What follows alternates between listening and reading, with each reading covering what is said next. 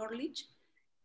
Como le comentaba el doctor vía mail, la semana anterior, este curso lo tenemos ya hace unas semanas, y le comentaba que uno de nuestros asistentes había comentado que él abotonaba los lentes tóricos. Entonces, ante eso, me animé a invitarlo a nuestra charla, y el doctor pues nos acompaña ahora, y después nos va de repente a mostrar a contar, ¿no? A comentar sus experiencias en relación a estos pacientes. Muchas gracias, doctor Orlich, por estar ahora con nosotros. Y Vicky, te paso la posta para que moderes. Ya. Bueno, buenas noches con todos. El día de hoy... Escúchame, han Sí. invitado al doctor Orlich que Sí. cuente sobre su técnica, Claro, sobre el eso abotonamiento a cápsula. Justamente, sí. Vanessa. Sí, eso es lo que estamos Entra comentando, tarde, es lo que se ha Van a pasarle un rato. comentado. Está el doctor. Sí. Sí, por eso.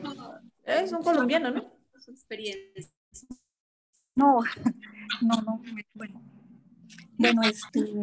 bueno, buenas noches con todos. Vamos a dar inicio al tema del día de hoy, continuando con las exposiciones del curso de catarata. El día de hoy va a exponer la doctora Duribet Vigo. Ella es médico staff del Instituto Nacional de Oftalmología, la residente Diana Flores, y también vamos a tener, como ya mencionaron, un invitado especial, el doctor Claudio Orlich de Costa Rica, que nos va a presentar también un video, ¿no? Sobre una técnica que el doctor realiza. Entonces vamos a darle el pase a la doctora Diana Flores para que comparta su exposición de hoy día.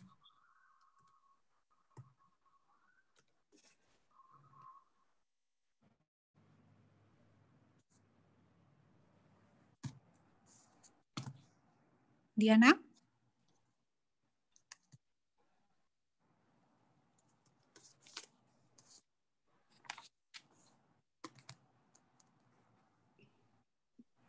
Ya, ahora sí, no te había puesto como coanfitrión, por eso no podía. Ya. Buenas noches, doctores. Sí, no podía aprender mi micro.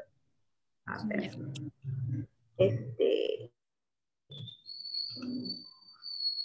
Ya. Las preguntas para que las coloquen antes de exponer. Sí, Pedro, tiene que subirlas, Pedro. Para compartir las preguntas y cuestionario.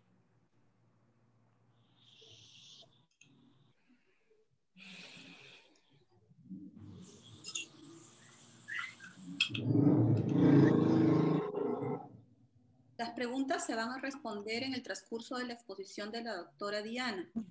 Ahorita le solicitamos que realicen su votación.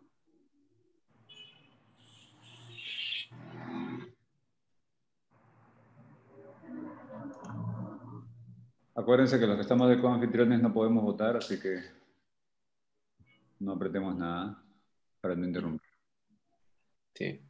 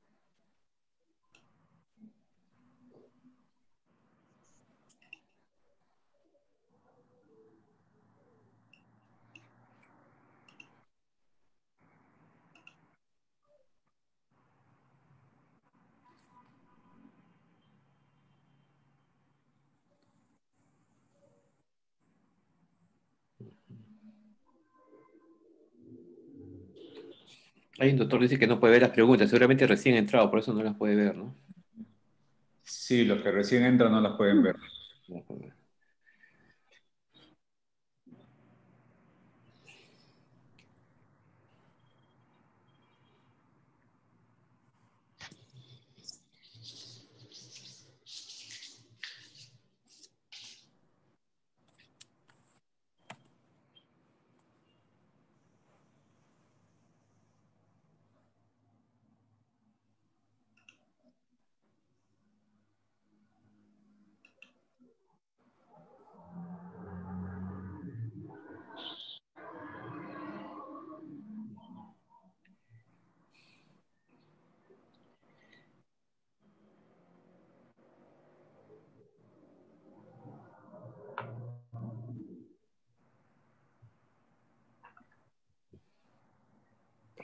Y ya va más de 50%, no sé, esperamos a 60 y ahí lo cortamos, creo, ¿no?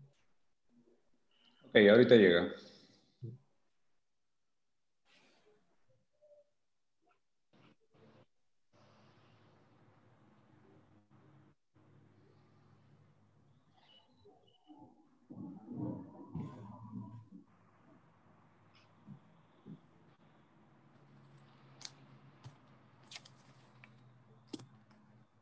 Listo. Ya.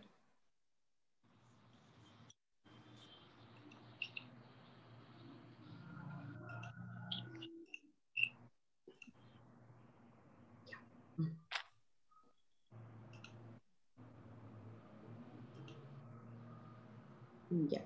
Adelante con usted, Diana, adelante. Ya. Buenas noches con todos. Vamos a desarrollar el tema sobre cirugía de catarata en pacientes miópicos altos. Para ello nos hemos planteado como objetivos, primero, dar patologías asociadas a miopía alta, describir cuáles son las fórmulas para el cálculo del IO y dar a conocer el abordaje quirúrgico del paciente miópico con catarata. Primero, hay que tener en cuenta que en el 2019 el Consenso Internacional sobre Miopía realiza un metaanálisis y plantea definiciones tanto cualitativas como cuantitativas para la miopía. Dentro de las definiciones cualitativas, menciona que la miopía es toda aquella patología donde se produce un enfoque de los rayos en la parte anterior a la retina, y define a miopía axial aquella donde esto es producido por un globo ocular más largo, y la miopía refractiva aquella donde hay una alteración en la curvatura corneal y o una alteración en el poder dióptrico del cristalino, y una miopía secundaria aquella donde se encuentra una etiología definida. En las definiciones cuantitativas, plantea como puntos de corte el equivalente esférico de 0.5 y 6 dioptrías.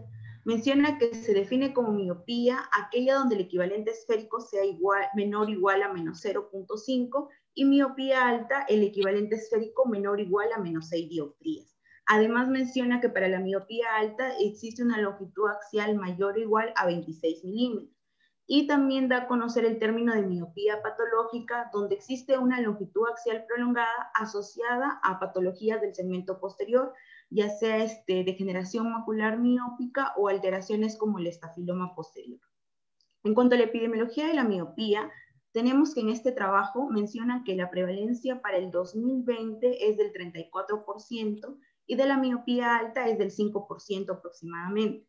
Y las proyecciones para el 2050 mencionan que la miopía estaría cerca alrededor del 50% y la miopía alta cerca del 10%.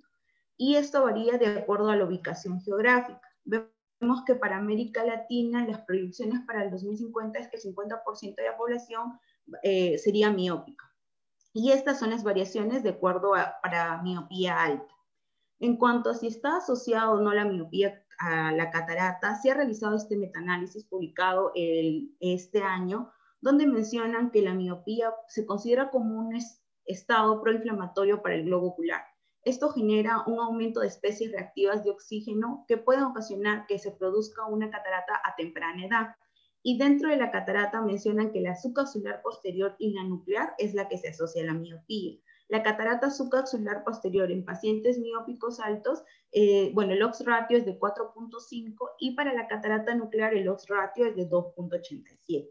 Otras patologías que encontramos en estos pacientes es el glaucoma de ángulo abierto para los pacientes miópicos altos con un odds ratio de 2.9. La degeneración macular miópica para los miopes altos, el odds ratio es de 845 veces. Y se menciona que la degeneración macular miópica se encuentra a un 62% de prevalencia para la neovascularización coroidea miópica.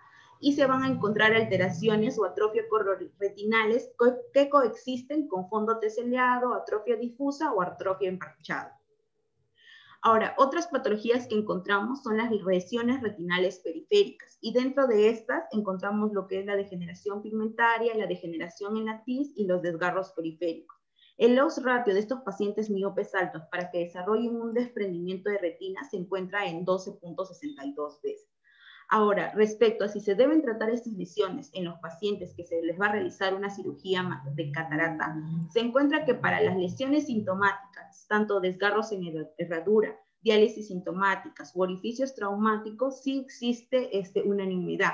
Se menciona que estas lesiones sí deben ser tratadas, pero para aquellas asintomáticas, ya sea latiz asintomático, agujeros atróficos u operculados asintomáticos, según la academia recomiendan observación. Ahora, una vez que se tienen en cuenta estas consideraciones, hay que hablar sobre el aspecto anatómico quirúrgico del paciente en sí. El paciente miope alto, como sabemos, tiene un ojo más largo y también vemos que el crecimiento que se da es a nivel longitudinal. Se menciona que esto va a generar una mayor ocupación de la órbita, lo que puede condicionar alteraciones en el momento en que se realice una peri o retrovulvar en estos pacientes. Ahora, la prolongación es mucho mayor en el aspecto longitudinal que en altura o en anchura. Se menciona que la proporción es de 3:2:1 para estos ojos. Otro punto importante es en cámara anterior. El cuerpo ciliar de estos pacientes es un cuerpo ciliar más delgado y las zónulas de zinc son mucho más débiles y laxas. Otro punto importante, sabemos que en la esclera hay un adelgazamiento por alteración de los factores de crecimiento.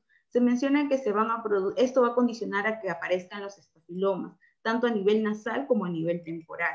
Ahora, existen 5 tipos de estafilomas que se mencionan en imagen, y de estos, los estafilomas maculares son los más frecuentes en estos pacientes miópicos. Otras alteraciones que vamos a encontrar son las atrofias coroideas que se pueden producir y las alteraciones maculares en forma de domo.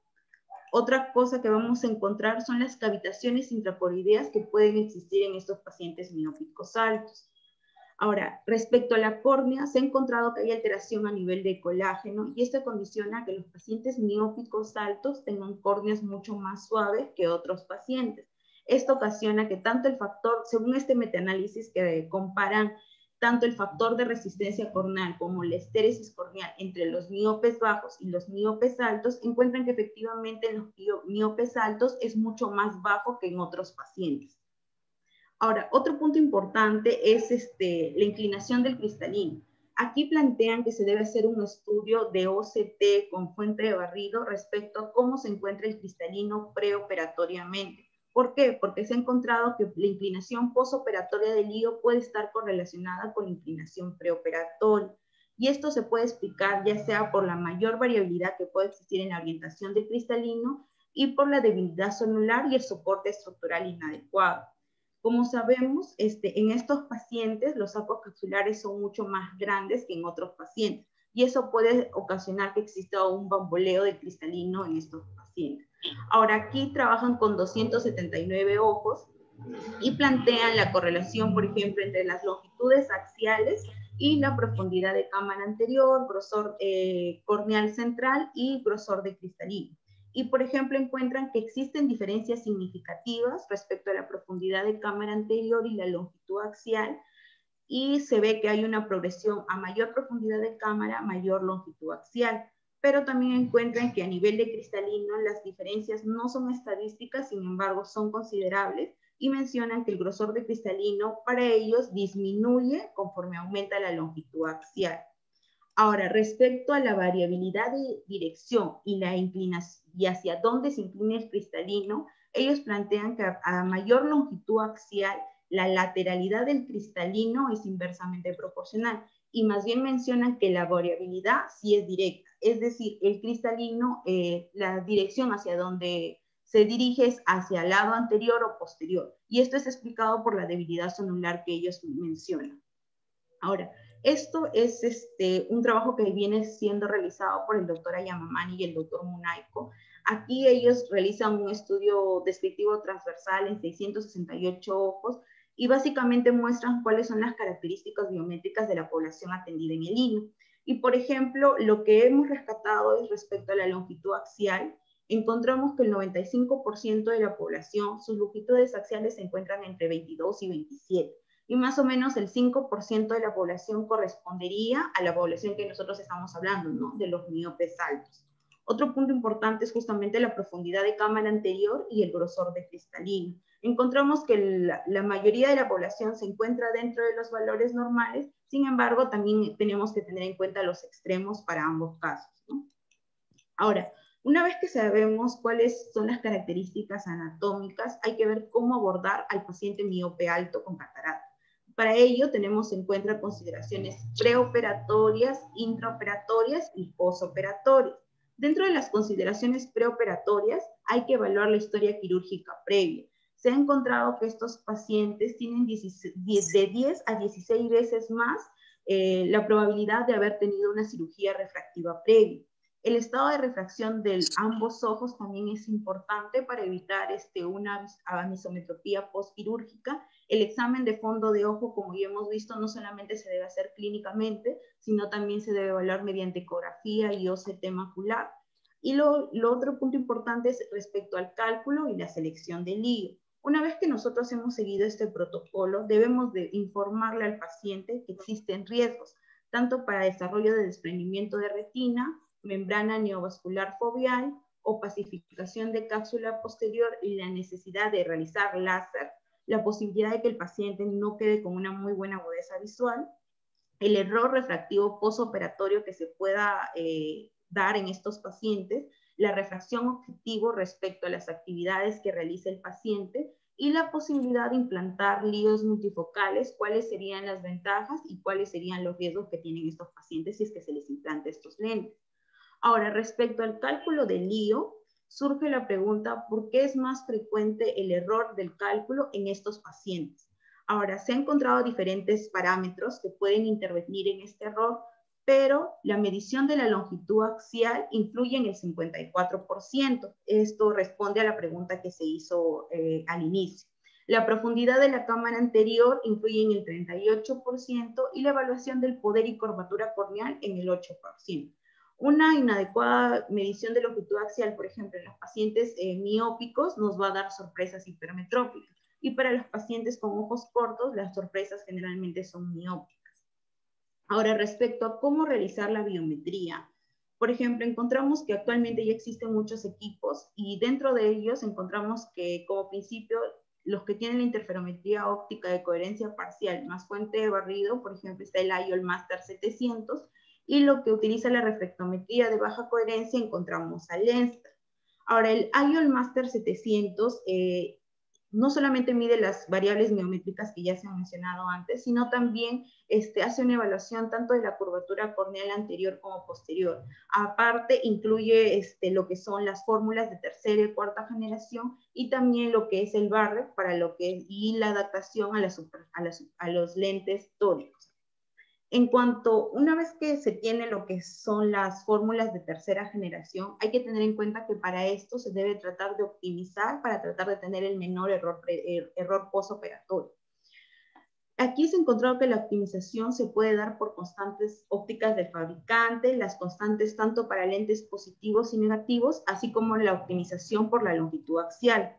En cuanto a las constantes ópticas del fabricante, se ha encontrado para aquellas longitudes axiales extremas, las que tienen mayor predicción, es decir, menor equivocación en el error postoperatorio, está la fórmula de Haggis, luego la de SRKT, luego la fórmula de Holler. Y para el ajuste por las constantes con lentes positivos y negativos, encontramos que aquellas que tienen un poder de lío entre -5 y +5 dioptrías y cuyas longitudes axiales son mayores de 31, también encontramos que la fórmula de Hayes tiene una mejor predicción. Y, por ejemplo, encontramos que si se realiza el ajuste, la predicción en el error entre más menos 1 dioptrías puede aumentar hasta el 80%. Ahora, respecto al ajuste por longitud axial, según Wancourt, él menciona que mientras haya un mejor ajuste respecto a la longitud axial, se debe tener en cuenta estas constantes para tener un menor error refractivo. Y en el 2018 plantea esta corrección tanto para la fórmula de Holliday como para la fórmula de SRKT con respecto a las longitudes axiales de mayores a 26.5 y mayores a 27 milímetros. Una vez que se tiene en cuenta, surge la pregunta, ¿cuál fórmula elegir, no? En este artículo publicado en la Academia en el año 2018, hacen un estudio con 13.000 cirugías de catarata, se les implanta líos monofocales y, por ejemplo, trabajan tanto con ojos normales, ojos cortos y ojos largos. Y efectivamente encuentran que todas las fórmulas, tanto las no ajustadas como las ajustadas a las longitudes axiales, tienen más o menos el 50% de los pacientes se encuentran en un error refractivo entre 0 y 0.25. El problema surge más que todo con los extremos. En este gráfico, por ejemplo, ellos muestran a la población dividida de acuerdo a sus longitudes axiales, y por ejemplo, los rojos vendrían a ser las longitudes axiales mayores a 25.5. Ellos encuentran que, por ejemplo, las fórmulas no ajustadas tienen efectivamente una predicción hipermetrópica, pero cuando se realiza el ajuste se convierte hace un cambio miópico, ¿no? Lo mismo sucede para la fórmula de Hofer, y también lo mismo ocurre para la fórmula de Hayes, y se ve que el cambio es mucho más considerable en la fórmula de Hayes, ¿no? De un error hipermetrópico lo hace más miópico. Y también observamos de manera general, si nos damos cuenta, tanto la fórmula de Barrett, Olsen y Hayes son las que tienen el error predictivo mucho mejor o una mayor predicción respecto a las otras fórmulas. Y la de Holliday y la de Hofer son las que tienen mayor error hipermetrópico con respecto a las otras fórmulas. Ahora, este estudio también nos muestra cómo serían las variaciones de las fórmulas o qué tanto se ven alteradas respecto a las variables biométricas extremas. Por ejemplo, las longitudes axiales en los extremos, tanto las queratometrías como la profundidad de cámara anterior y grosor de cristalino, sí afectan considerablemente a las fórmulas. Sin embargo, mencionan que la fórmula de Barrett es la que tiene la menor variabilidad, o sea, la línea rojita. Ahora, respecto a la selección del lío, es importante tener en cuenta que a estos pacientes no se les debe dejar afáquicos porque el lente funciona como una barrera entre las fuerzas que se puedan generar entre cámara posterior y cámara anterior. En cuanto a los líos monofocales, se recomienda que estos sean acrílicos hidrofóbicos. Los líos tóricos que se implanten, especialmente para astigmatismos mayores a 0.75 dioptrías, y si es que se implantara líos multifocales, solamente en caso de que no exista patología retinal. Este es un artículo que evalúa los resultados de los lentes trifocales en pacientes miópicos altos. Esta es una serie de casos retrospectivas que trabaja con 36 ojos. Una limitación es que la evaluación del resultado es una evaluación en periodo corto, a 3 meses. Ellos implantan estos líos multifocales con ácticas de plataforma, y esta es la versión tórica, ¿no? Y lo que hacen es dividir a la población en dos grupos: pacientes muy miópicos, aquellos que tienen un poder menor o igual a 10 dioptrías, y el grupo control. Y ellos efectivamente tienen como resultados agudezas visuales óptimas para visión cercana, intermedia y lejana, pero se dan cuenta que son mucho mejores los resultados para pacientes que tienen una miopía leve a moderada. En cuanto a las consideraciones intraoperatorias, esto va a ser más abordado por la doctora Vigo, pero hay que recalcar el uso del anillo de tensión capsular en estos pacientes, sobre todo porque tienen laxitud a nivel de la zónula. Este anillo de tensión capsular va a minimizar la contracción capsular postoperatoria, va a dar una mayor estabilidad del saco capsular y va a poder facilitar la realización de maniobras en caso de que se den complicaciones intraoperatorias. En este artículo, por ejemplo, evalúan si es que el uso del anillo de tensión capsular afectaría el estado refractivo postoperatorio en estos pacientes miópicos altos. Y, por ejemplo, encuentran, y esto es importante porque menciona si es que se debe hacer o no una variación respecto al cálculo del IO, si es que se usar estos anillos de tensión capsular. Y ellos encuentran que no existe una variación tanto si es que usa o no usa anillo de tensión capsular en estos pacientes miópicos. Y que incluso es mucho menor para los pacientes que utilizan los que se utiliza anillo de tensión capsular. Ahora, respecto a otra consideración que se debe tener en cuenta en el intraoperatorio es que se puede desarrollar un síndrome de iris de la infusión. Hay un cambio de presiones entre cámara anterior y cámara posterior, y esto ocasiona que el cristalino se vaya hacia la parte hacia atrás, ¿no?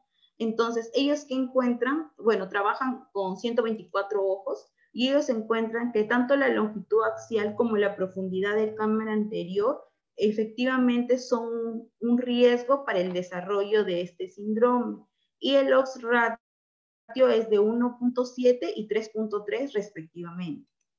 Ahora, otras consideraciones que se deben tener en cuenta van a aumentar por cada año de edad, aumentan en 1.04, y por cada milímetro de longitud axial que aumentan a 1.22.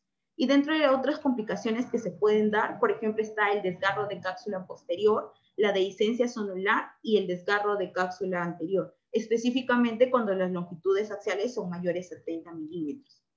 Ahora, dentro de las consideraciones postoperatorias, hay que hacer una evaluación periódica del fondo de ojo y tratar de intervenir lo más temprano posible el otro ojo para tratar de evitar las anisometropías. Dentro de las complicaciones que se pueden dar en estos pacientes encontramos las roturas retinales con una prevalencia de 1.1%, las hemorragias vítreas, el edema macular, y la posibilidad o la necesidad de realizar capsulotomía en estos pacientes es variable. Algunos plantean 0.9 a 4.1%.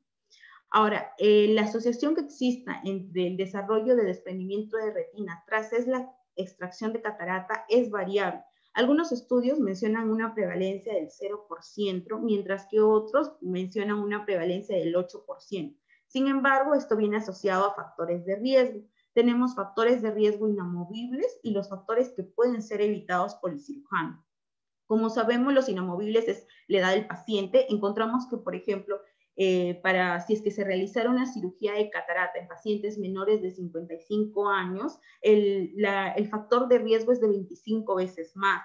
Se menciona que entre los 65 y los 74 años el riesgo disminuye, pero es de 17 veces más. Ahora, dentro de los evitables, encontramos que la rotura de cápsula posterior aumenta el riesgo de desarrollar desprendimiento de retina de 10 a 20 veces. El no implantar un lente intraocular también se asocia a riesgo para el DR. Y el realizar o no capsulotomía ya para estos pacientes aumenta la prevalencia en 0.89 a 1.6%. Ahora, las lesiones predisponentes, el no tratarlas también aumenta el riesgo de desarrollar desprendimiento de retina. Bueno, eso es con respecto a la primera parte. Gracias.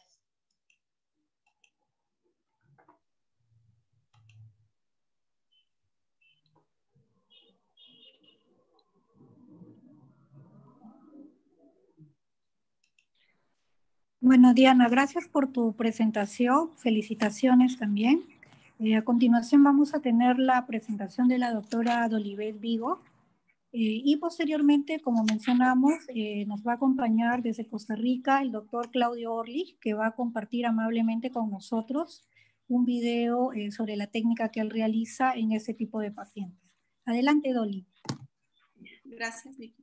Bueno, como lo mencionó la doctora en su exposición, debemos tener en cuenta, en consideración, puntos muy importantes cuando realizamos cirugía de catarata en miopes altos. Entre ellos es la selección adecuada del lente intraocular, ¿no? Y la fórmula para llegar a una precisión en el cálculo del lente.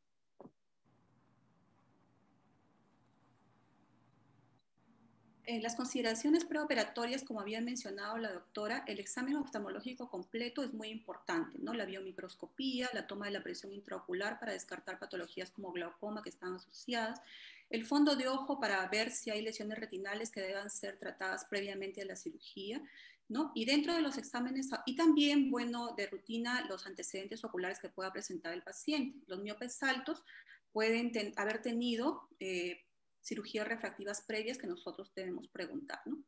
En los exámenes auxiliares, la ecografía es un examen muy importante que nos ayuda a confirmar lo que vemos en el fondo de ojo clínicamente, ¿no? Porque podemos descubrir desgarros que de repente no hemos visto y la necesidad de tratarlos. La microscopía especular que hacemos en todos nuestros pacientes, la biometría, que es... Dolly, están diciendo que hables un poquito más alto porque no están escuchando, dice, ¿puedes levantar un poquito más la voz, por favor? Ya. La microscopía... ¿Ahí se escucha, doctor? Sí. Ahí se escucha mejor. Ya.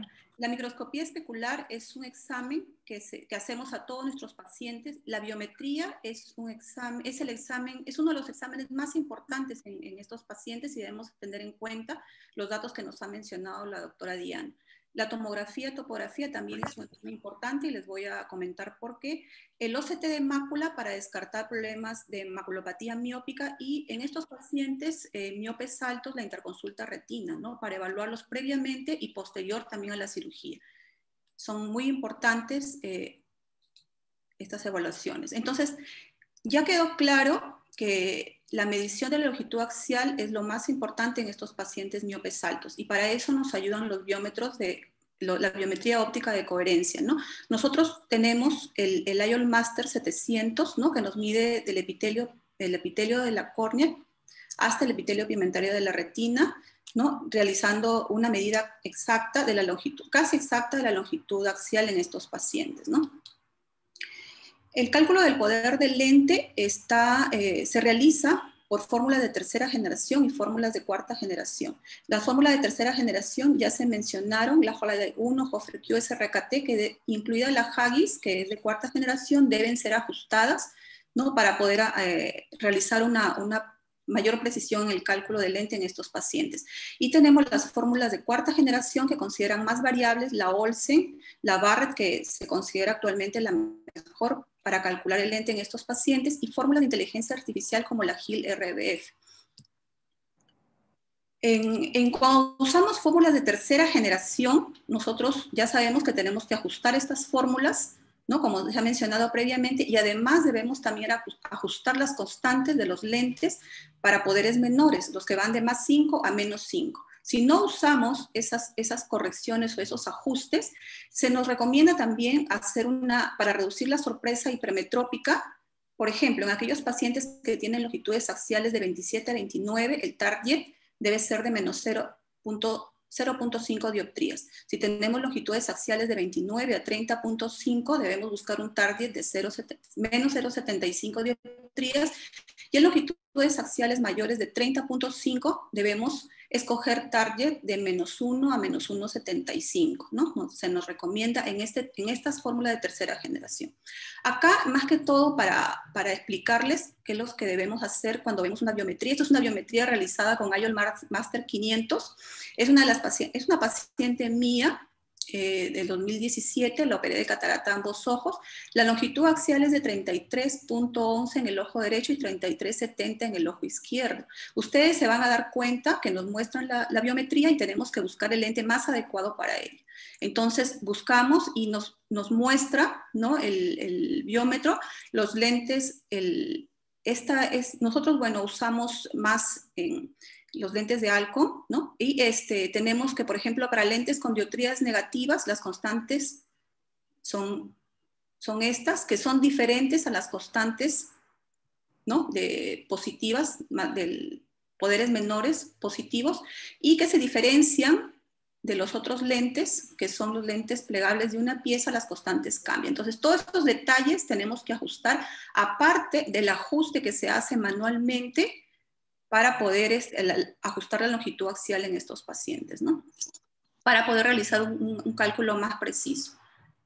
Acá les muestro, ¿no? En el lente de Alcon tenemos, es un lente, también cambia, la óptica es tipo menisco, Y en el lente, en los otros lentes que son de una pieza plegable que van de +6 a +30, son biconvexos. Entonces, esto hay que tenerlo en cuenta en estos pacientes. Los saltos de dioptría en estos ojos de -5 a +5 van de 1 en 1. Y en estos, como sabemos, son de 0.5 a 0.5, ¿no? Su constante es 118.9 y 118.7, lo recuerdan para posteriormente, para la exposición. Acá son las fórmulas de cuarta generación y las variables que consideran estas fórmulas. Por ejemplo, la Holiday 2 considera 7 variables para tener una mayor precisión. La de Barrett, ¿no? Algunas se consideran opcionales. La de Haggis ha ido variando en el tiempo y se han ido agregando más variables para mejorar el cálculo. La de Olsen, que también se considera muy buena, considera 5 variables. Y tenemos además el calculador Panacea, que también considera todas las variables, casi todas las variables, pero este calculador nos da el poder corneal real, ¿no? Nos da, porque evalúa la curvatura, la relación de la curvatura posterior con la anterior y además la esfericidad. Entonces nos ayuda todavía a acercarnos más a la precisión del cálculo del lente intraocular en estos pacientes. Actualmente tenemos nuevas opciones de biometría que se van a ir insertando en los nuevos biómetros. Tenemos la detección automática del Spy Finder, el porcentaje que ocupa el cristalino en relación al resto, el sound segment, y la medida del espesor retiniano normal. Entonces, estos son parámetros que se están ingresando a nuevos biómetros para que nos calculen con mayor precisión, ¿no? Entonces, ¿por qué la tomografía y topografía corneal? ¿Cuándo la recomendamos? Nosotros recomendamos la topografía corneal en aquellos pacientes en los cuales vamos a implantar lentes multifocales tóricos, aquellos pacientes postoperados de cirugía refractiva, ¿no? Pero debemos tener en cuenta algunos datos de los pacientes miopes. Además, con los antecedentes debemos saber si este paciente fue operado o no de cirugía refractiva. ¿Por qué lo recomendamos en estos pacientes? En el año 2010, Hoffman publica que él hizo un análisis, ¿no? En 23.000 ojos, más de 23.000 ojos, en la cual, aparte de otros hallazgos, encontró que el radio corneal se relaciona con la longitud axial, y podemos ver acá que los ojos extremos, los ojos cortos y los ojos largos, hay variaciones, ¿no? en radiocurvatura de la córnea. Entonces, cuando se presentan, por ejemplo, pacientes con longitudes axiales mayores de 30, podemos ver que hay variación y se dice que estas córneas son un poco más planas. Y al contrario, los ojos cortos hipermétropes, también hay una variación, la córnea es un poco más curva, lo que varía la relación de curvatura posterior-anterior, que es normal de 82.2. Además, el topógrafo nos evalúa la esfericidad. Entonces, acá brevemente para mostrarles dónde podemos encontrar en una topografía, ¿no? la esfericidad.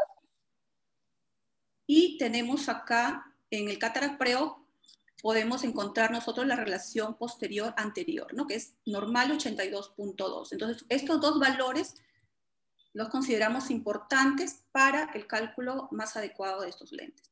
Entre las consideraciones intraoperatorias, dentro de nuestro plan quirúrgico, nosotros debemos considerar el tipo de anestesia. Es anestesia tópica, ¿no? Intracameral o máximo perivulvar, por lo que explicó la doctora, la anatomía de un ojo largo. Las incisiones deben ser corneales, incisiones anastigmáticas de 2.2 o menores, microcoaxiales, para evitar la inestabilidad de la cámara anterior, y deben ser un túnel corto porque, como vamos a ver, los instrumentos adquieren una orientación vertical durante la cirugía. La capsulorhexis debe ser una capsulorhexis circular continua, de forma que el lente se encuentre bien posicionado, ¿no? Y de esta forma no haya fimosis capsular ni tampoco tilt en estos pacientes. La hidrodisección es de clivaje cortical, ¿no? Y a veces algunos autores recomiendan en este momento adicionar anestesia intracameral para aliviar el dolor que presentan estos pacientes, ¿no? Acá les voy a mostrar un video de cómo en esta miope alta, es una paciente miope alta de longitud axial de 34.58. Entonces se dan cuenta en el gráfico cómo la posición de los instrumentos son verticales, ¿no? Incluso cuando realizamos la cirugía, a veces se nos desenfoca, es un poco difícil, hay un poco de desenfoque, entonces tenemos que tener cuidado al manipular estos ojos, ¿no? Cuando ingresa el líquido, ¿no?, la presión positiva, la infusión, entonces podemos ver, ahí es un poco más lento. Se dan cuenta, yo hago la fractura en este caso con el ultra chopper y se dan cuenta cómo la punta del ultra chopper casi está, ¿no?, vertical, ¿no? Y las maniobras tienen que ser suaves y tratando de no dañar las estructuras, ¿no?, de la cápsula anterior, la zónula, ya que estos pacientes pues presentan esta debilidad zonular, ¿no? Estas debilidades zonulares y la dificultad también que se presenta, ¿no?, al momento de manipular estos ojos con cámaras profundas. Al momento de sacar las piezas también hay que tener cuidado, hacerlo con delicadeza. Yo cuando opero es con irrigación continua y al momento de sacar es con cuidado para que no haya esas fluctuaciones que pueden ser peligrosas en cámara anterior. En la facoemulsificación, las técnicas que se recomiendan, la técnica que domina el cirujano, pero acuérdense que estas son cataratas complicadas, entonces se recomiendan técnicas como la técnica de quick chop, en este caso yo uso el ultra chopper con la técnica vertical, ¿no?, para poder disminuir el tiempo de faco, disminuir el momento de la nucleofractura para evitar mayor daño y mayor fluctuación. Los parámetros que se recomiendan, la botella de infusión baja, algunos autores refieren más o menos 55 centímetros. Yo en realidad lo manejo como máximo 90, porque eso también depende, ¿no?, del paciente. No todos los pacientes se presentan con las mismas características. También se recomienda bajar el poder de ultrasonido, la tasa de flujo aspiración y los vacíos, ¿no? En los pacientes miopes se presenta el síndrome de retropulsión iridocristaliniana que fue descrita en 2004 por Sione y Osher. Y acá vamos a ver un video también, es otra paciente, es la paciente que les mostré la biometría primera de longitud axial de 33. En ella la catarata más dura, una NO5 aproximadamente, la evalué preoperatoriamente. En este caso, por ejemplo, esta paciente no me generó mucha dificultad, no había mucha profundización de cámara anterior, pero fíjense en los bordes del iris, ¿no? La pupila dilatada completamente, el iris se repliega a 360 grados sobre la cápsula anterior, ¿no? Entonces hay que también manejarlo con cuidado. En este caso, por ser una catarata dura, tuve que agregar más viscoelástico para evitar, ¿no?, daño del endotelio. Y en estos pacientes, por ejemplo, cuando son cataratas blandas, algunos cirujanos recomiendan luxar, ¿no?, luxar el cristalino a supracapsular para poder realizar la facoemulsificación con menor dificultad. En este caso yo no lo hice porque es una catarata dura, preferí hacerlo sacular, aunque de todas maneras subió un poco, pero... Y se dan cuenta cómo este iris ya se van equilibrando las presiones, ¿no? Los autores recomiendan, cuando se presenta este síndrome iridocristaliniano, con un instrumento romo, de repente el manipulador o un Drizzler, nosotros levantemos el iris, lo separemos de la cápsula anterior y se equilibran las presiones, ¿no? Entonces se logra que este iris nos dé una mejor maniobrabilidad durante la cirugía, ¿no? En el implante de lente intraocular se recomienda encerro capsular. Ahora, en los lentes monofocales usualmente los usamos pues en pacientes que tienen longitudes axiales mayores de 30, ya que estos van a tener dioptrías menores, como les estaba explicando. Entonces, en estas presentaciones de estos lentes no encontramos lentes tóricos ni multifocales. Además, tampoco se le puede ofrecer a un paciente con una longitud axial mayor a 30, porque estos pacientes presentan cambios miópicos, maculopatía miópica, y acuérdense que esto es progresivo. El 30% de pacientes, la longitud axial sigue progresando en el tiempo, y el 40% de pacientes presentan maculopatía miópica en el tiempo también. Los lentes multifocales, ya lo mencionó la doctora, en ciertos casos, cuando nosotros estemos seguros de que el paciente, la retina del paciente se encuentra sana, ¿no? Que es un poco difícil en miopes muy altos. En el caso de los lentes tóricos, en aquellos pacientes que podemos implantar lentes tóricos, algunos autores recomiendan el anillo de tensión capsular para evitar la rotación del lente. Otros autores recomiendan también abotonar el lente en cápsula anterior para evitar esta rotación. Como lo mencionó la doctora, el cálculo del lente no varía al colocarle el anillo de tensión capsular, y la técnica de captura reversa de la óptica para estabilizar el lente tórico fue descrita por Gimbel en el 2013, ¿no? Ya lo vamos a ver posteriormente. Y en estos pacientes también nos ayuda mucho la barometría intraoperatoria para un cálculo más preciso, aún teniendo todos estos instrumentos, digamos, de la biometría, de la topografía, incluso la barometría. Nosotros podemos llegar a un cálculo preciso hasta el 93, entre 93 y 97%, ¿no? Todavía no podemos decir que hayamos llegado a la metropía. Esta paciente es la paciente miope que les digo en longitud axial de 34.58. Les voy a ir mostrando el video. Entonces en ella elegí, esa es una biometría de IOL Master 500. Lo operé el 2017, ambos ojos. Entonces es una catarata un poco blanda, un poco más blanda que la anterior. Vemos que también se presenta este síndrome de retropulsión en la parte nasal, ¿no? Es un poco más notorio, manipula con cuidado, con control de la altura de la botella, control de los parámetros, ¿no? Que usamos durante la facomulsificación. Entonces, en este caso, el ojo derecho, en la biometría nos aconsejaba un lente para hemetropía de 2.51. Yo decidí implantarle el lente -2, con un target de -0.50, pero hay que considerar que acá ya le habíamos hecho la corrección, el ajuste, la longitud axial que estaba por este asterisco, y además el ajuste de las constantes. Por eso es que no me fui, digamos, más al target más miópico, ¿no? Se coloca su lente y la reflexión postoperatoria a las 6 semanas de la paciente era más 0.50, menos 1.25, con un equivalente esférico de menos 0.25 dioptrías y una agudeza visual de 20-40 a pesar de los cambios miópicos marcados que presentaba la paciente. Ampliamos un poco la incisión porque estos lentes de dioptrías menores son lentes de 3 piezas, el inyector es un poco más grande, una incisión de 3, y luego, bueno, yo les dejo un punto a estos pacientes, ¿no? Para retirarlo a la semana de colocado. En las consideraciones postoperatorias, el examen oftalmológico completo después, ¿no? De la cirugía, que considera la biomicroscopía, la toma de la presión intraocular, realizar un fondo de ojo con pupila dilatada, ¿no? Más de una vez me he encontrado con pacientes posoperados al mes que encuentro desgarros, ¿no? Y hay que tratarlos de forma urgente.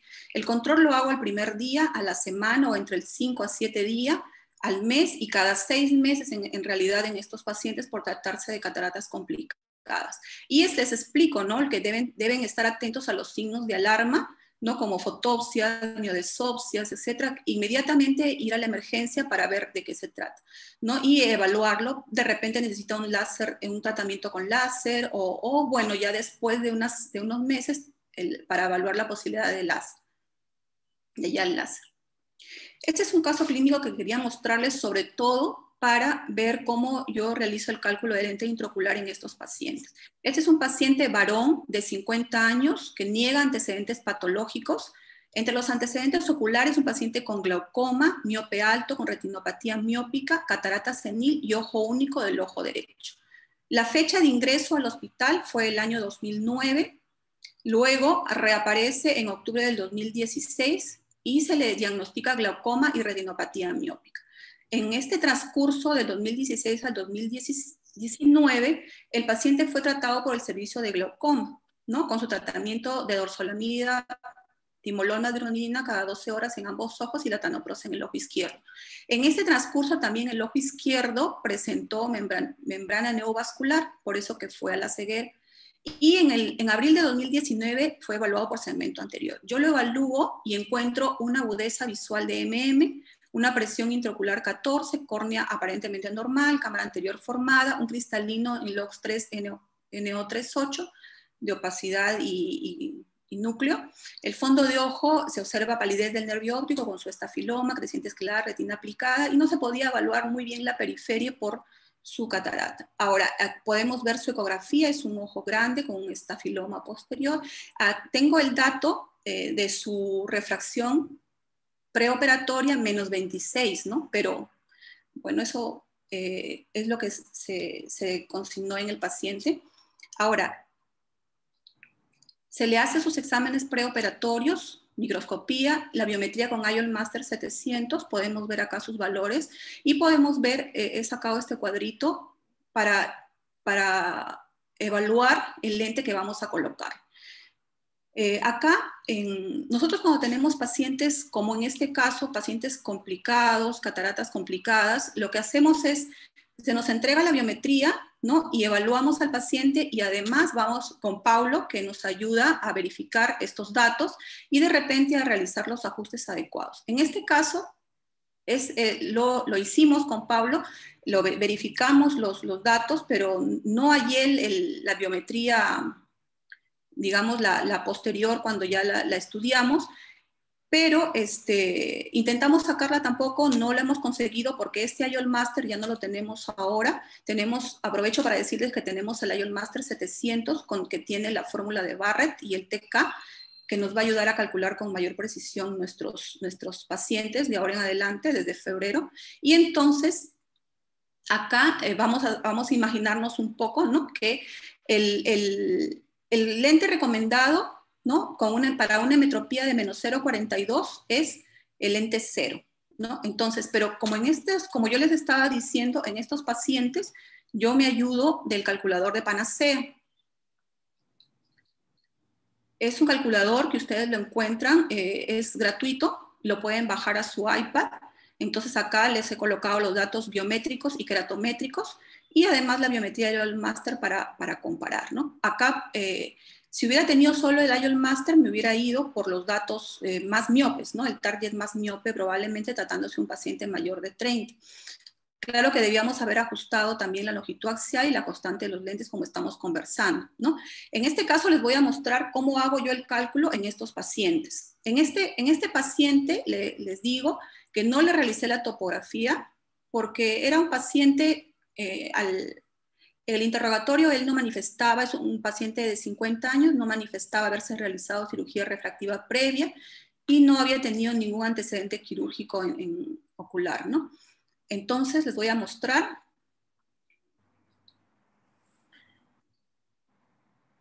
Buscamos en el App Store. Buscamos el Panacea, lo descargamos a nuestro iPad. No está para Mac ni tampoco para celular. Aceptamos, ¿no? Buscamos la función de calcular poder del lente. También tiene para tórico, etc. Acá podemos ver ojo derecho, ojo izquierdo. Tenemos datos biométricos, datos topométricos, donde considera la relación curvatura posterior-anterior y la esfericidad, la keratometría. Acá tenemos los diferentes lentes que nosotros podemos jugar con ellos, ver los lentes que vamos a usar. En la biometría vamos a colocar el dato de nuestro paciente, tiene 31.19, colocamos acá la longitud axial. Luego colocamos la profundidad de cámara anterior, el grosor del cristalino y ajustamos también la edad de nuestro paciente, ¿no? Como les digo, a ver, en los datos topométricos, al no tomarle yo la topografía, los considero los datos normales, ¿no? Acá podemos ver que podemos sacarlo del Pentacam, del Galilei, ¿no? Como les mostré anteriormente, y podemos adicionarlos para que nos dé un cálculo más preciso. David Flicker, el doctor David Flicker, que es el inventor de este app, él nos explica que existe un 10% de pacientes, si no colocamos los datos topométricos, de que pueda haber un error hipermetrópico, ¿no? Entonces, por eso debemos de tener cuidado también con estos datos. En la keratometría encuentro que es 7.66, lo estoy convirtiendo a dioptrías. Entré al calculador de Ophthalmo University, me da el dato exacto y buscamos el lente que se corresponde con la constante, como le decía. Acá también hay que tener en cuenta que este calculador convierte de forma automática las constantes para lentes de poderes menores, entre más 5 y menos 5. Entonces no tendríamos inconveniente en ese aspecto.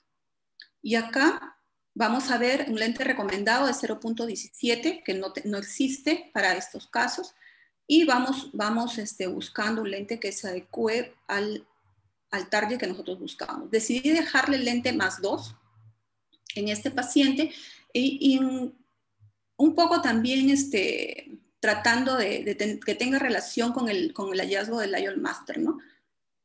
Entonces,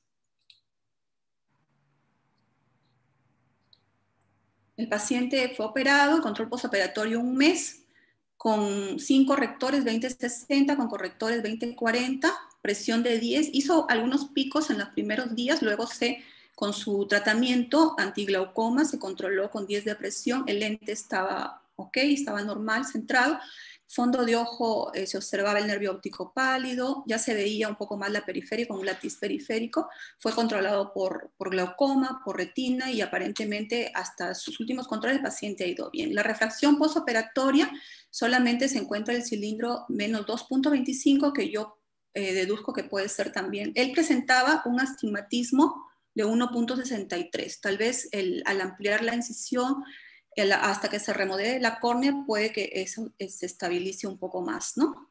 En estos pacientes, en realidad, el cambio es muy marcado, ¿no? O sea, un paciente que ha tenido lentes correctores de menos 20, menos 23, menos 18, o sea, al ser operados cambia drásticamente su calidad de vida, ¿no? Entonces, esta es más o menos la experiencia que les quería mostrar. Y bueno, quería invitar al doctor Orlich para que nos dé su... No puedo salir.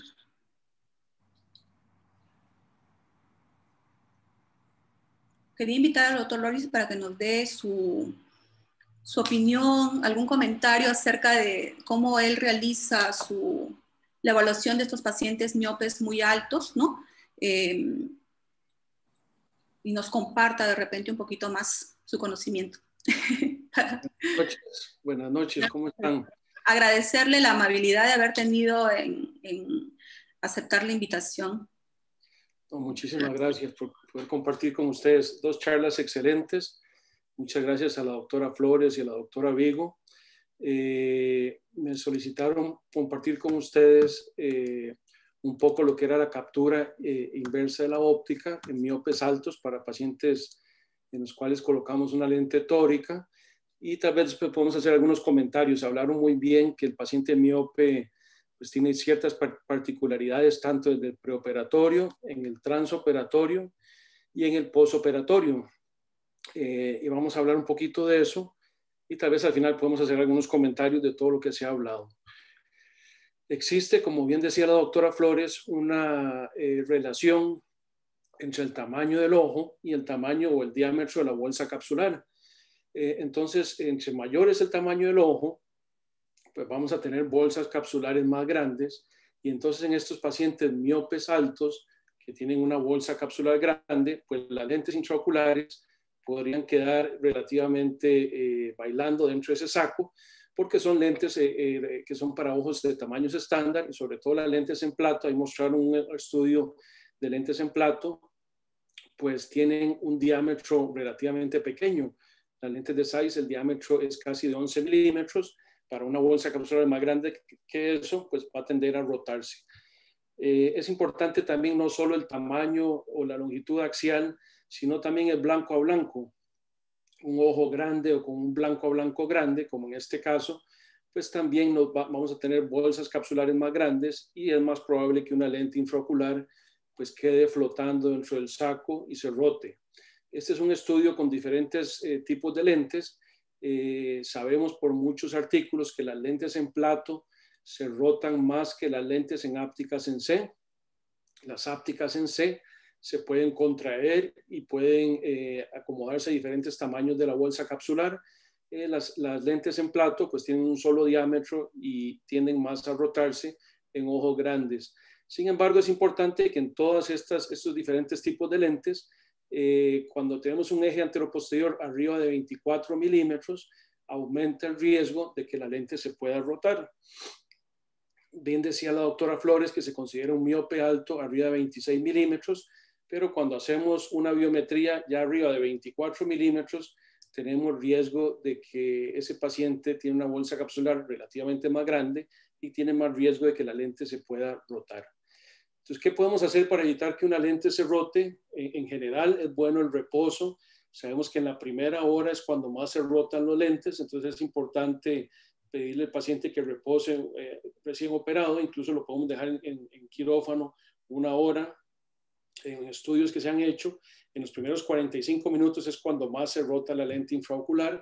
Aspirar bien el viscoelástico porque hay una adherencia o hay cierta fricción entre el material de lente intraocular y la cápsula posterior, y eso ayuda también a que no se rote, además de evitar una sorpresa refractiva. El uso de anillos de tensión capsular lo mencionaron, es un poquito controversial. En algunos estudios se puede poner un anillo de tensión capsular para evitar que la lente se rote, pero en otras, a pesar de lente, colocar un anillo de tensión igual se rota.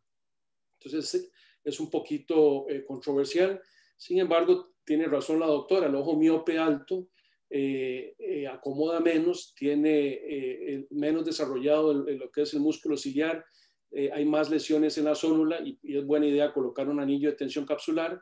Además de que en esas bolsas grandes, el colocar un anillo evita esos pliegues que se producen cuando colocamos una lente intraocular en ápticas en C dentro de una bolsa grande. Pero que para mí la mejor forma para evitar que una lente tórica con ápticas en C no se rote es lo que decía la doctora, lo que describe el doctor Gimbel, que es abotonar o hacer una captura inversa de la óptica de la lente para evitar que ésta se rote. Esta técnica fue descrita para casos de ruptura de la cápsula posterior, que cuando hay una ruptura de la cápsula posterior, pero todavía tenemos una rexis anterior buena, pues uno puede abotonar esa lente, colocar la óptica de tal forma que las ápticas queden por detrás de la cápsula anterior y la óptica por delante, y entonces eso puede dar un soporte adecuado, como en este caso una ruptura de la cápsula posterior, se abotona la lente con la cápsula rexis. Por eso es importante hacerla, como bien decía la doctora Flores, de un tamaño adecuado, más pequeño que la óptica de la lente, porque así podemos abotonarla, como en este caso de una ruptura de la cápsula posterior. El mismo doctor Gimbel, que fue quien describe esta captura de la óptica para rupturas de cápsula posterior, también describe el mismo procedimiento para estabilizar lentes tóricas en miopes altos.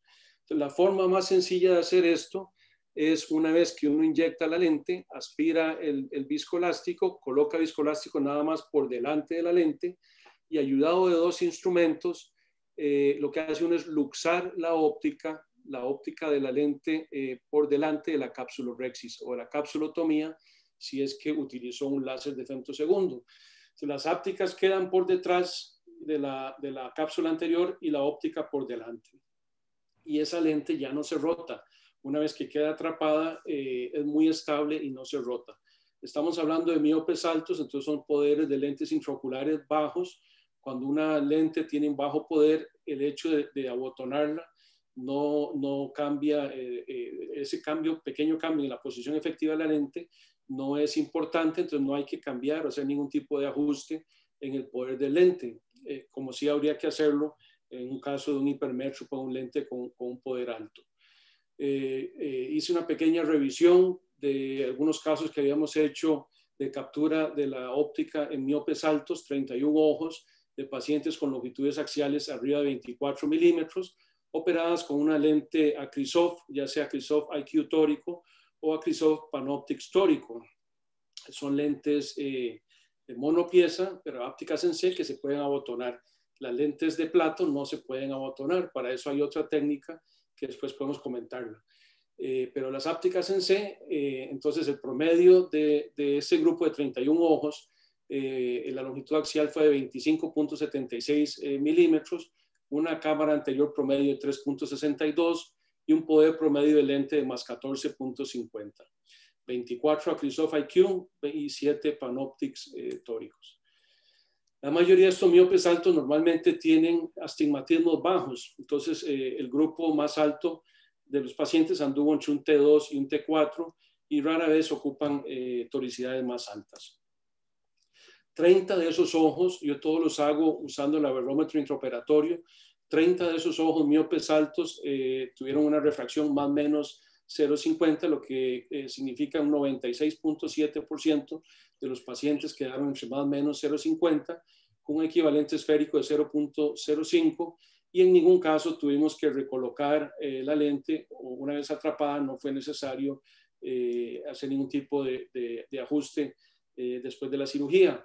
Utilizamos el eye trace, que es un aberrómetro topógrafo, entonces el eye trace me da lo que serían las aberraciones internas, en este caso de la lente, y me dice que la toricidad de la lente está, por ejemplo, en este caso a 82, y la córnea, el eje más curvo, está a 82. Entonces, esa es la forma en que lo medimos después de la cirugía para determinar que la lente está en una posición adecuada. En este caso, nos dice que si lo roto 2 grados, mejora 0.01 dioptrías, o sea que es insignificante, el lente está en una buena posición. Voy a mostrar un último caso para demostrar cómo manejo a estos pacientes. Un astigmatismo regular, ortogonal con la regla, un eje anteroposterior de 24-63, requiere de una lente más 13 según Haggis. Usamos el calculador de Alcon, que usa la fórmula de Barrett, que toma en cuenta un nomograma para la cara posterior y nos dice que tenemos que usar un más 13 T7. Estos casos normalmente los hago con el láser de femtosegundo para tener una capsulotomía bien centrada y de un tamaño adecuado. Y una vez que se extrae la catarata, pues llenamos el ojo de un viscoelástico cohesivo y con el aberrómetro intraoperatorio se toman 40 mediciones de forma muy rápida y me dice que el lente por aberrometría intraoperatoria es un 13 T7, lo mismo que me había dicho el IOL Master 700 y la fórmula de Barrett. Implantamos la lente en el saco capsular y yo me ayudo de un marcador digital del Calixto que está en el microscopio Zeiss, en el Lumera 700, entonces uno en el ocular o en este caso en la pantalla del Ingenuity o el 3D, uno puede ver el eje de implantación, aspiramos el viscoelástico por detrás de la lente.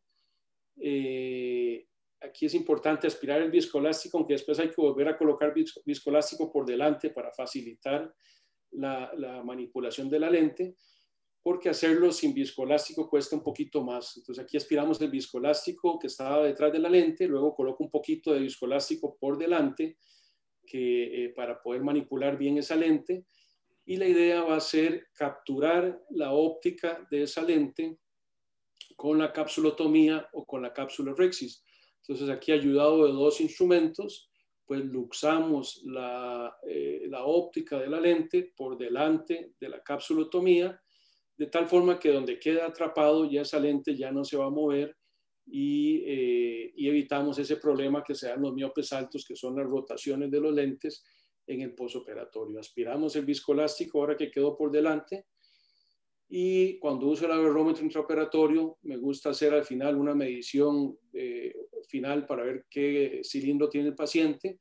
Aquí tomamos otras 40 mediciones y me dice que no es necesario rotarlo, que se anticipaba un cilindro 0.17 y la medición está en 0.11.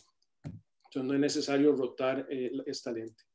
Este es este caso, este paciente, el lente está a 96 grados, el astigmatismo corneal a 93, prácticamente tiene una rotación de 3 grados, que es imperceptible o no tiene importancia, porque si lo rotara a esos 3 grados, lo que mejoraría es 0.12 dioptrías. Entonces, en general, creo que es una opción muy buena para miopes altos, capturar la óptica. Entonces, recordar que ojos grandes tienen diámetros de bolsas capsulares grandes. Sobre todo, ponerle cuidado a ojos arriba de 24 milímetros, no solo arriba de 26, sino que ya arriba de 24, ya esos lentes tienen un mayor riesgo de que se roten. Es importante en esos pacientes, para tener la opción de poder capturar la óptica, siempre hacer una capsulorhexis con una capsulotomía bien centrada y de un diámetro adecuado menor al de la óptica de la lente. Y por ser ojos miopes o ser lentes con poderes bajos, no requieren ningún tipo de ajuste en el poder a la hora que uno captura esa óptica. Básicamente eso es lo que les quería presentar de la captura. Muchas gracias. Bueno, muchas gracias, doctor Orlich, por su presentación. Muy interesante. Ahora a continuación vamos a pasar para ver las preguntas que tenemos. Bueno, aquí tenemos una pregunta en donde dice, bueno, en caso de pacientes miopes muy altos, es el tema de hoy, ¿por qué no colocar un lente plano? Bueno, sí, yo normalmente sí se coloca un lente plano. La doctora lo explicó muy bien. El cristalino tiene un diámetro mayor que la lente. Entonces, si uno deja al paciente, o por ejemplo, si lo deja uno áfaco, pues va a haber mayor vitreodonesis o mayor movimiento del vitrio y hay más riesgos de tener desgarros o rupturas en la retina. Entonces, siempre es bueno, aunque el paciente dé plano, colocar una lente intraocular para, de alguna forma, no solo para evitar problemas que se asocian a la faquia, también evitar un poquito ese movimiento del vitrio. Bueno, otra pregunta. ¿La contracción capsular que se produce normalmente en esos pacientes no cambiaría el eje de colocación en el caso del lente tórico? No, en realidad recordemos que una fimosis capsular se va a presentar más cuando hay una rexis pequeña, en pacientes que tienen uveitis, en pacientes que tienen pseudoexfoliación, en pacientes con retinosis pigmentaria. Hay algunos casos que tienen mayor incidencia de una fimosis, pero en este caso, como la lente está atrapada, nunca he visto una fimosis de la cápsula y en realidad no hay variación. Una vez que uno atrapa ese lente se queda en esa posición y no he tenido casos de que la lente se rote por una fimosis, en realidad no. Ya, otra pregunta. ¿La captura óptica reverse optic capture, también se realiza para pacientes con quejas por disfotopsias o fotopsias negativas post implantes de lente intraocular? Bueno, puede ser una opción porque muchas veces la disfotopsia negativa, que es esa sombra que la gente refiere, que ve a los lados, muchas veces se quitan solas. La mayoría de las veces no hay que darle ningún tratamiento, a los días o a las semanas desaparece, el cerebro se acostumbra, pero hay algunos poquitos casos de pacientes que a pesar de que pasa el tiempo siguen viendo esa sombra. Una opción temporal inferior de forma la parte donde está la áptica unida a la óptica, pues ese bordecito que temporal inferior, que es donde más se queja la gente de las disfotopsias, eso puede ayudar un poco. Si se pone un poquito opaca, una opción podría ser capturarla para tratar de que el reflejo del borde del lente no interfiera tanto esa disfotopsia. Pero casi que tal vez lo mejor sería, desde un principio, a mí me gusta dejar las ápticas en dirección temporal inferior, y de esa forma ese puente que hay entre la óptica y la áptica evita ese borde cuadrado que da la disfotopsia, entonces el paciente lo ve menos, o se queja menos. Claro.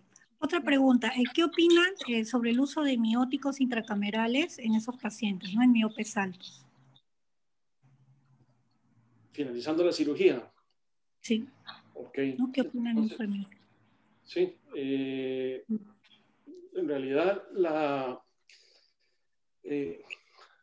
lo hago de rutina, no es algo que haga de rutina. Hoy hablaron muy bien de lo que es el síndrome de retropulsión del diafragma irido-cristaliniano. Creo que eso es algo muy importante para antes de la cirugía dilatar muy bien a los pacientes. Ese síndrome, lo que pasa es que cuando uno entra con la infusión, ya sea con la punta de irrigación-aspiración o la punta del faco, donde entra irrigando, se desplaza el iris hacia atrás y se produce un bloqueo del borde del iris con la cápsula anterior. y eso aumenta la profundidad de la cámara anterior, aumenta la dificultad de la cirugía y al paciente le da mucho dolor, el paciente experimenta mucha presión. Entonces es muy importante dilatarlos bien antes, colocar un instrumento, cuando uno entra con la punta del faco o la irrigación aspiración, colocar un instrumento entre el iris y la cápsula, y eso evita ese bloqueo. Y cada vez que uno entra o sale en un miope alto, debería colocar un instrumento entre el iris y la cápsula para evitar el bloqueo, y porque además cuando se hace una dilatación brusca del esfínter del iris, a veces se producen unas rupturas en el esfínter del iris que podrían afectar la parte cosmética del paciente o afectar un poquito la función de la pupila. Pero no lo hago de rutina. Al final de la cirugía, colocar un mióptico o cerrar la pupila no lo hago de rutina. Yo me imagino que Pedro se refiere porque de repente como los pacientes miopes se dilatan, ¿no? Bastante la pupila. Al final de la cirugía me imagino que él está refiriéndose al hecho de que cerramos el iris y como que tenemos mayor estabilidad, probablemente, no sé si se estará refiriendo para eso. Pero en realidad, si hacemos una capsulorhexis adecuada, y bueno, como el caso del doctor que en los lentes tóricos captura, o sea, no habría necesidad de cerrar la pupila, digamos, ¿no? Después de la cirugía. En el transoperatorio, pues no está recomendado, ¿no? Cerrar la pupila. Yo creo que no es necesario, la verdad. Si la cirugía no hubo ningún tipo de complicación y la pupila, el lente está atrapado, no es necesario. Recordemos que los mióticos producen algunos problemas al paciente, dolor de cabeza, le puede dar náuseas, le puede dar un poquito de distorsión al día siguiente en la visión también, que el paciente siente que le falta luz. Pero en general, si es necesario, se puede hacer, pero no lo hago de rutina a menos que sea algo necesario. Pero me parece una buena observación, nada más que normalmente por lo menos yo no lo hago de rutina, colocar un miótico al final. Bueno, otra pregunta, dice, ¿qué tips para los pacientes que no tienen láser? Bueno, esa pregunta debe ser en el intraoperatorio, ¿no? Un paciente durante la cirugía, ¿qué tips o consejos? Que no tienen láser para hacer una capsulotomía. Hay no, un montón. En general, ¿no? Tips durante la cirugía, no en el intraoperatorio, para operar pacientes que no tienen láser, es lo que están preguntando. Bueno, que si no tienen láser para hacer una capsulotomía, la pregunta. Claro, yo me refiero, sí, yo creo que se refiere a eso, doctor, que es para hacer capsulotomía, ¿no? Porque imagino que con esto es más centrado, uno lo hace manualmente, debe ser algo. Hay varias formas muy bonitas. Por ejemplo, hay unos marcadores, como los marcadores que usábamos para hacer PRK. Hay unos marcadores para la córnea que son muy baratos, que uno puede indentar sobre la córnea o incluso pintar para los residentes con un plumón el marcador, y puede hacer una guía para hacer una capsulorhexis lo más circular o perfecta posible. Hay muchos dispositivos. Por ejemplo, está el de esta doctora de Bélgica, que no me acuerdo bien su nombre en este momento, porque es un anillito que uno introduce, la doctora Tassignón, un anillo que se deforma, entra dentro lo colocamos frente a la cápsula anterior y sirve como una guía. Hay marcadores digitales que se ponen en el ocular. Por ejemplo, ahí veíamos el Calixto también permite, igual que el Berium, colocar un marcador que uno ve en el ocular y sirve como una guía para hacer una rhexis. Y hoy en día existen diferentes dispositivos para hacer una capsulotomía. Entonces está el Septo, que es relativamente de bajo costo. Hay varios, está el Capsuláser, el láser de femtosegundo. Hay varias formas de hacerlo. Creo que lo más sencillo y es barato, es usar un marcador, que eso lo pueden usar los residentes. El doctor Luis Scaff, que lo mencionaron por el Ultra Chopper, diseñó uno que nada más uno indenta ese marcador sobre la córnea y queda indentado en el epitelio la forma de la rhexis, y a través del reflejo de fondo uno logra usarlo como una guía para hacer una rhexis circular cuando está empezando a hacerlo, o para tratar de que sea una guía para que quede lo más exacto posible o el tamaño más exacto posible. Hay otras opciones, por ejemplo, hay microultratas que vienen con que la microtrata trae una especie de regla que le da una idea también del tamaño y del diámetro que está haciendo la Rexis. Hay muchas formas de tratar de que esa Rexis sea lo más circular posible y centrarla, ojalá con el reflejo de Purkinje del paciente para que quede centrada lo más exacto posible con el eje visual del paciente. En general, el láser de femtosegundo ayuda mucho, pero entendemos que es algo muy costoso y que no está disponible en todos los centros, pero hay muchas formas de tratar de hacer una Rexis lo más circular posible, de un tamaño adecuado, de tal forma que en una complicación, no solo para miopes altos, siempre que uno tiene una lente, por ejemplo, una lente multifocal, una lente tórica, si se rompe la cápsula posterior, siempre va a existir esa opción de abotonar la lente con la cápsula Rexis, porque si no, pues tendría que cambiar una lente de 3 piezas o cambiar el plan para colocarlo en el sulcus. Entonces, hay muchas formas bonitas de lograr una Rexis circular y lo más centrado posible para poder abotonar el lente si fuera necesario. Sí. Bueno, otra pregunta. Cuando se hace la captura, ¿la óptica entera está fuera del saco o solamente la mitad de la óptica fuera y la otra mitad adentro del saco, ¿no? Toda la óptica está fuera del saco. Las ápticas están por dentro. Entonces, es como imaginarse, por eso decimos abotonar, es como imaginarse la óptica completa queda por delante de la cápsula Rexis o de la capsulotomía.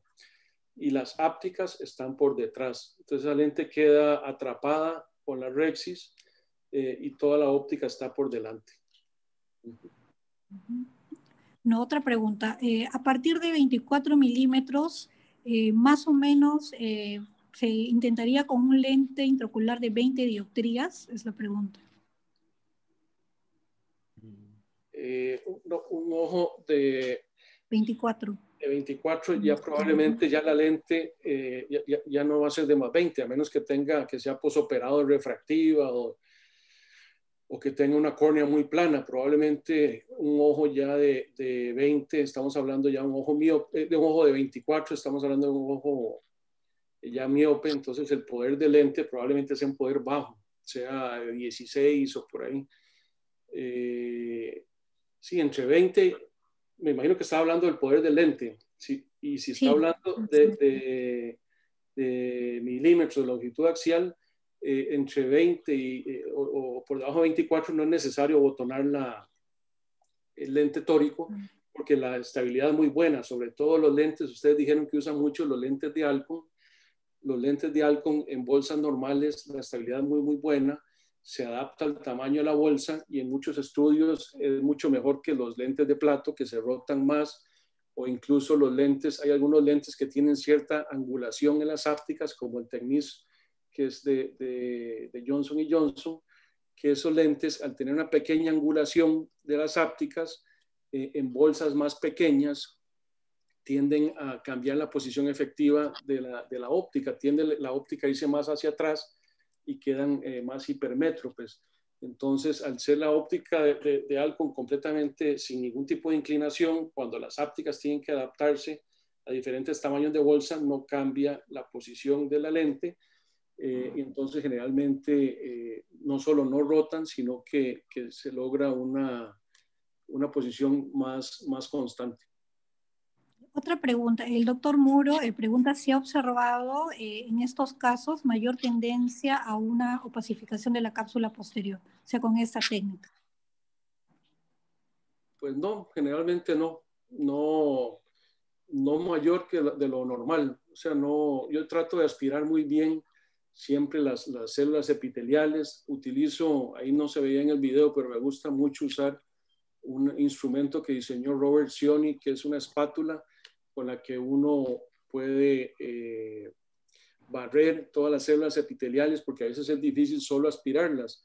Este es un instrumento Romo que uno coloca y barre por debajo de la cápsula anterior todas esas células epiteliales.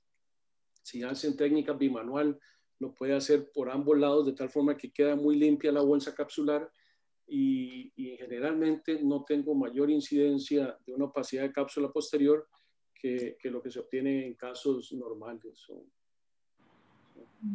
Bueno, el doctor Francisco Cirineo pregunta si tiene algún manejo en los lentes intraoculares tóricos con eje vertical, que son los que más rotan. Bueno,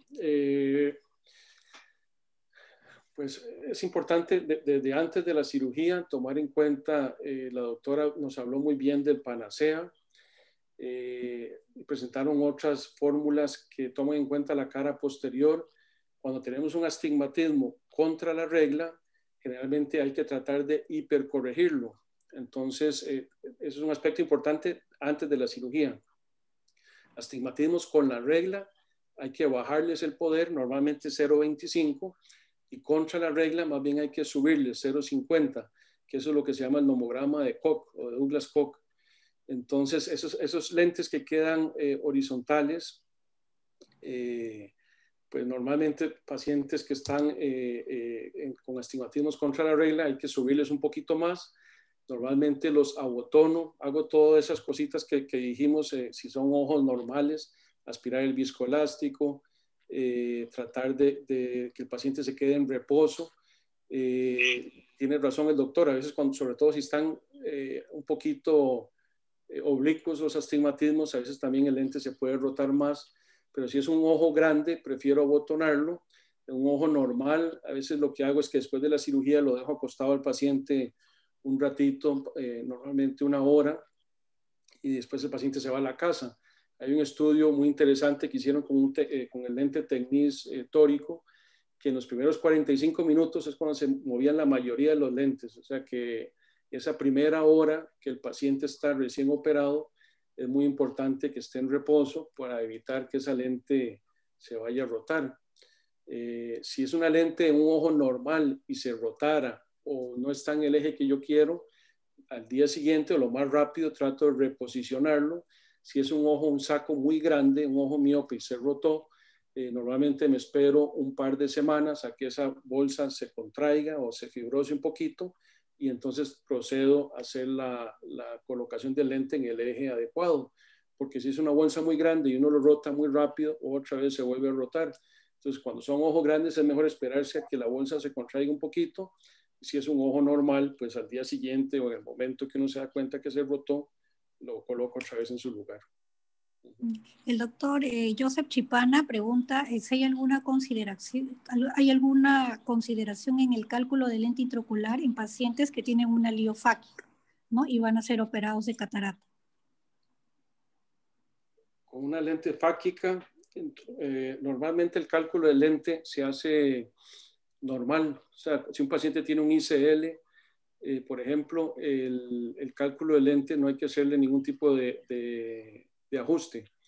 He tenido pocos casos de pacientes con ICL que hay que operar de catarata después, pero normalmente el cálculo del lente lo hemos hecho normal, sin tener que hacer ningún tipo de ajuste, y uso el aberrómetro intraoperatorio y generalmente es muy similar, pero no por el ICL o por tener una lente fáquica, no hay que hacer ningún tipo de ajuste en el cálculo del lente del IOL Master.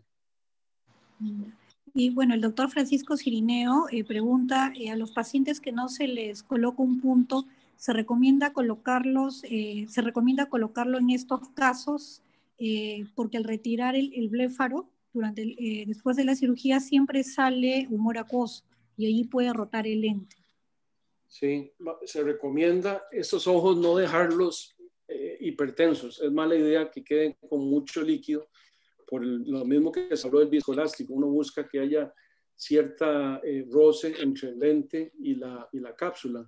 Entonces, más bien, idealmente uno tiene que dejarlos ligeramente hipotónicos. Cuando coloca un lente tórico, hay que tratar de no dejarlos con demasiado líquido, porque tiene más riesgo que se rote. Normalmente yo no pongo suturas en los lentes tóricos. Tiene razón, hay que tener cuidado a la hora de quitar el bléfaro, pero lo ideal es dejarlos un poquito más bien hipotensos para evitar que la lente se rote. Bueno, agradecemos mucho a los ponentes del día de hoy, sobre todo al doctor Orlich de Costa Rica, que nos ha acompañado el día de hoy compartiendo su técnica con nosotros. También agradecemos a la doctora Vigo y a la doctora Flores también. Bueno, muchas gracias con todos. Muchas gracias por la invitación. Sí, muchas gracias, doctor. Luego, gracias. Muchas gracias. Quería agradecerle también, doctor Orlich. Ha habido muchas dudas, ¿no?, al respecto de los lentes tóricos. Muy precisa su invitación y de verdad agradecerle mucho haber participado. Como usted comentaba, por ejemplo, en eso de los marcadores, también quería mencionar, es cierto, por ejemplo, cuando el médico de segmento anterior está en entrenamiento, el doctor Scaff, en el fellow usamos, ¿no?, esos marcadores y son excelentes, ¿no?, porque solamente no tenemos que colorear la córnea ni nada, sino que se indenta y se queda, ¿no?, como un reflejo, y nosotros podemos realizar la capsulorhexis al tamaño que nosotros planificado, ¿no? Ahora, en los lentes tóricos sí no se recomienda dejar puntos, ¿no?, porque alteraría un poco el resultado refractivo, ¿no?, de los pacientes en el postoperatorio. De repente, lo que sí es tener cuidado, ¿no?, al sacar el bléfaro, no solamente en estos pacientes, en todos los pacientes en realidad, ¿no?, porque si la incisión no está bien sellada, pues podemos predisponer a que uno que no esté bien sellada o que se manipule, digamos, al momento de quitar el bléfaro, nos puede ocasionar incluso riesgo de infecciones, ¿no?, como una endoftalmitis en las primeras semanas de la cirugía. Entonces tenemos que tener cuidado también. En realidad las etapas de la focoemulsificación todas son etapas desde el preoperatorio, ¿no? Se deben considerar cada paso importante, ¿no?, durante la cirugía también, hasta el final, ¿no?, hasta retirar el bléfaro, como lo menciona el doctor Cirineo, desde el cálculo del lente, desde las maniobras que usamos durante la cirugía hasta el final de la cirugía. Y obviamente el control postoperatorio, pues sobre todo en pacientes con cataratas complicadas, ¿no?, como en este caso que nos ha tocado tratar. Un último comentario. Dígame. Una cosita. Si uno usa esos marcadores, no puede hacer una aberrometría intraoperatoria, entonces, porque distorsiona las queratometrías. Entonces, esos marcadores están muy bien si uno no va a hacer una aberrometría o usar el HORA. Si lo va a usar, es mejor no utilizar nada que pueda alterar la superficie de la córnea. Sí. Sí, bueno, muchas gracias a los ponentes del día de hoy. Todos sus ponencias han estado excelentes. Felicitaciones y bueno, nos estamos viendo. Hasta otro momento. Muchas gracias. Muchas gracias. Hasta luego. Hasta luego.